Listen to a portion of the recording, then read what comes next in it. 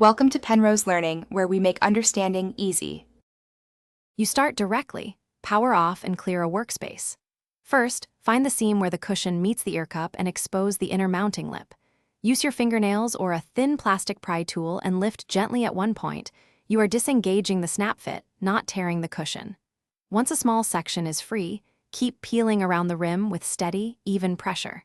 This prevents tearing and exposes the retention ring that holds the cushion in place. After removing the old cushion, inspect the plastic mounting ring for cracks or debris.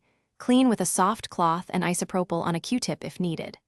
Align the new cushion's inner lip with the ear cup ring, starting at the top center so you can track symmetry. Press the lip into the groove and move around the circumference, working clockwise or counterclockwise in small increments. This ensures the cushion seats evenly and the snap fit engages without bunching or gaps. Finish by running your fingers around the seam to confirm an even, uniform seal and to remove any pinched material. Once done, wear the headphones briefly to test comfort, button access, and the audio seal. Good seating improves bass and isolation. If you notice uneven seating or audio issues, make sure the cushion is fully seated. If problems persist, inspect the mounting ring for deformation. Replace the ring before reattempting.